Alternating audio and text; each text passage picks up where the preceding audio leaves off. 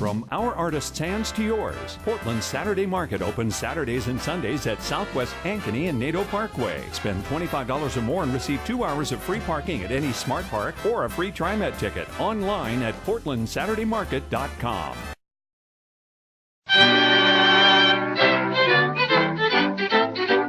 And here's the Cinnamon Bear.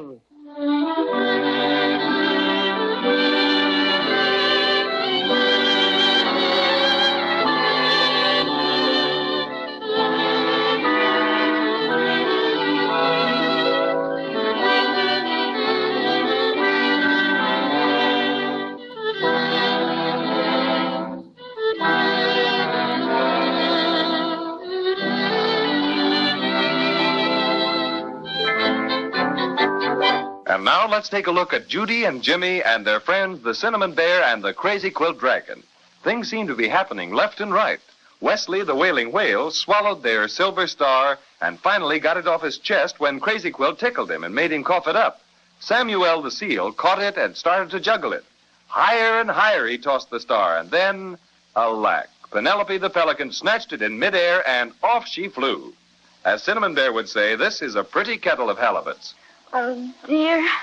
Every time I think about our star, I want to cry. Seems like we just never will get it back. Don't you suppose we ought to just head out into the root beer ocean and keep looking, Cinnamon Bear? I don't think that would be so wise, Judy. Oh, I should say not. Not until I've eaten my 4 barrels of corks. 'Twould be a sad thing for us to get started and then have me get all soaked up with root beer. Oh, What's funny, Crazy Quilt? I was just thinking, maybe we could find us a root beer float. Oh, this is no time for bum jokes, Crazy. Oh, I thought it rather good myself. It's not. Now, Judy, I don't think it would do any good to head out into the root beer ocean. We haven't the extra slightest notion of which way the Pelican was flying. Well, right now I don't care much about anything. I'm so hungry. Ah, food. Now that you mention it, Jimmy, I could trifle with a few dozen lollipops myself. And sure, and I haven't had any cinnamon buns for some time. If I want to keep extra special ferocious, I just must have my cinnamon buns. Suppose we all hop on Crazy Quilt's back and get back to land again. Capital. I'm all dried out now, and it isn't very far. Climb aboard, my friend. Yeah, how about those Incaboos? Can't we go further up the coast a bit and avoid them? Soak my stuffing if I ever want to meet up with them again. None of us would, Cinnamon Bear. I'll head sort of north by east northerly, and that'll bring us to a shore quite a bit out of their territory. You've no idea how good that sounds to me ears, Crazy Quilt. Come on, let's Sure go. thing. I'll get you ashore before you can say Jack Robinson. Jack Robinson. Oh, that's not fair, Judy. I wasn't ready.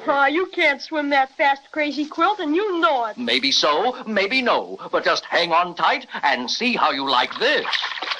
He's using his tail for a propeller.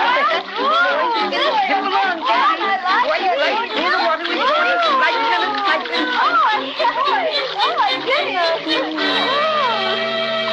That was a quickie, Crazy Quilt. I'll say it was. Oh, I was just poking along, Oh, you don't say so.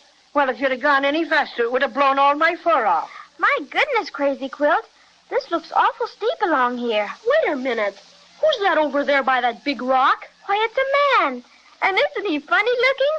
He hasn't got any sleeves in his coat. And would you look at that hat? It's so big it completely covers his face. And look, Judy. Look at all those white rabbits following him. Willikers. Why, there must be about 20 of them. Oh, it must be. It is. Is who? Fade my colors if it isn't that measly magician, Mr. Presto. You mean he's a bad man, Crazy Quilt? Oh, no, not that, but he's a bad magician. He takes magic lessons by correspondence. He means by mail, Judy. Right, and he insists on trying his half-baked magic on everything and anybody. Last time I met up with him, he practiced a bit on me. I shall never forget it. Well, what did he do, Crazy Quilt?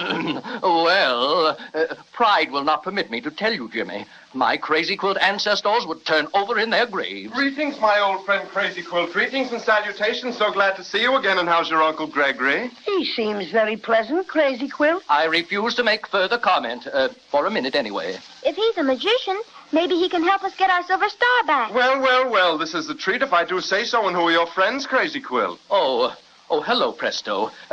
may I make you acquainted with Judy and Jimmy and Paddy O'Cinnamon? How do you do? How do you do? Any friend of Crazy Quilt's is a friend of mine, as I always say. So glad to see you, and how are you? So, how's about a few carrots, huh? Us rabbits is gonna get tough if you don't crack through with some grub, and we don't mean maybe, see? Pardon me, Mr. Presto, but did that white rabbit say that, or are you a ventriloquist? No, that was the rabbit. Unfortunately, I produced him and about 20 others while I was doing my homework on magic lesson number 4. I take magic lessons by mail, very good too, but after I produced all these rabbits out of my hat, I couldn't get rid of them. Keep following me around all the time and yelling for carrots. Very annoying, very annoying. But if you're a magician, why don't you make them disappear? Then they wouldn't bother you. Alas, I'm unable to do that. Lesson number 5 on how to make white rabbits disappear with nothing up your sleeve was lost in the mail. Oh, that's too bad. By the way, Mr. Presto, if you don't mind my saying so, I think you ought to get a hat that fits you. It keeps slipping down all over your face all the time. It's twice too big for you. Good business, fellow, just good business. I'm twice as good as any magician living. Gotta have a hat twice as big. Ah, maybe so, Presto. But inasmuch as it's resting on your Adam's apple most of the time, it seems to me you're talking through your hat. Scorn me if you will, Crazy Quilt, but so help me Houdini if you don't mind your tongue. One of these days when I get to lesson 23, I'll turn you into a lounge lizard and Says then you moldy old magician. Why, I'll pull your hat so far down over your face you'll be able to wear it for a skirt. Here, control yourself, boys. Control yourself. Calm down. That's what I say. Besides, I want to ask Mr. Presto here some special questions. Only too happy to accommodate you, young man. Only too happy to accommodate what you. I want to know is, why don't you have any sleeves in your coat? Simple, my child, simple. If I don't have any sleeves, folks will know I have nothing up them. And are you a good magician, Mr. Presto? Good, I'm slightly terrific. I'll demonstrate. Well, there's only one kind of magic we'd be interested in right now. We're awful hungry. Can you get us something to eat? Food, simplest thing in the world. Learn that in lesson 15. That is the fundamental. So happens that the great Presto is a snozzeroo when it comes to producing eatables. Your orders, please, just name it. Cinnamon buns for me with currants and plain icing. Not that I think you can produce anything, Presto, but I could toy with about 3 Loganberry lollipops. Well, I want something that's regular food. You can make mine a ham and egg sandwich, and you don't have to toast it either. I think I'd like that too, Mr. Presto. All simple stuff. I'll start with the ham and egg sandwiches first. I place my hat on the ground, cover it with my kerchief, a few choice words, hocus pocus, ipso facto, abracadabra, and razzmatazz. Remove the handkerchief from the hat and... You've got the makings all right, but I don't think I could eat a real live pig and a chicken. Up to your old stuff, eh, Presto? Am I mortified? So sorry. Million apologies. How about a few card tricks? I'm afraid you're a frost, Presto. Now, how about finding lost things? Are you any good at that? Right down my alley. Lesson 17. What have you lost? It's our silver star, Mr. Presto. It belongs on top of our Christmas tree, and we just got to get it back. Silver Star, excuse me while I go into a quick trance. Oh, I'm getting it. Oh, it's traveling over water. Oh, a bird has it. A pelican has it. That's more like it. You're all right, Presto. You're all right. If you're so good at knowing where things are, perhaps your magic can bring back Penelope the pelican, back with the silver star. Simplicity itself. In a moment, you'll see her step out of my silk hat. Watch a wave of the wand this time. And behold the pelican. That's no pelican. It's a halibut. What's going on? Nothing sacred anymore, not even us halibut. Could do, sir, and goodbye. Oh, please, just a slight error someplace. Let me try again. Behold. Don't look now, Presto, but I think you've got something there. Why, it's a penguin. Yes, a penguin I am, and if I may say so, raspberries to all of you. Goodbye. Please, I beg of you, just one more chance. All right, but this is the last time. Behold! You did it! It's Penelope! Hooray! That this should happen to me. Penelope Pettifer Pelican, descended from a long line of respectable pelicans. You'll answer for this.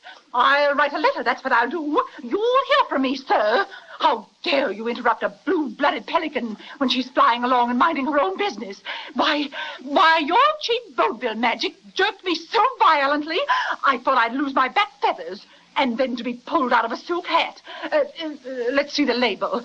Oh, cheap stuff and second-hand at that. Where's our silver star you took away from the seal when he was juggling it? Oh, that thing. A pretty bauble, too. Well, I was flying over the island of Obi when this 10th-rate magician jerked the daylights out of me and I dropped it. Oh, dear. Did you see where it landed on the island? How could I? It all happened like a flash. And now, if you ruffians are quite finished, good day. And wait till my congressman hears about this, the very idea. Oh, whatever will we do now? We're farther away from the silver star than ever. Oh, don't cry, Judy. Be a regular twin, not a sniffly girl. All right, Jimmy. Well, Presto, what have you to say for yourself now? Nothing, absolutely nothing. I am abject. I am prostrate. I feel like a snake in the grass. What? Goodness, he is a snake in the grass. Well, sure enough. He turned right into one. And watch him wriggle away. And let's hope he stays that way for some time. He's nothing but a nuisance. So that's that. Well, let's not waste our time crying about what's happened. Let's start off and look for something to eat and a boat to get us over to the island of Obi. You're right, Cinnamon Bear. Let's see what's around the other side of this rock. Come on, Jimmy. Come on, Crazy Quill. Okay, Judy. All right, run but around. be careful. All right. Mind Watch out for your rocks. They're slippery. Oh, what's this? Look, right up against the rock. Why, it's a chest.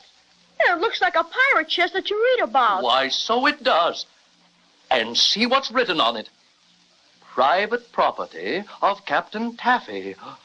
Hands off. Let's open it. Maybe there's gold in it. Now, I'll take this side, and Jimmy, you take that other side over there. We can... Chief Willikers, listen. Wow! We're surrounded. Pirates, we're done for. Oh, Jimmy!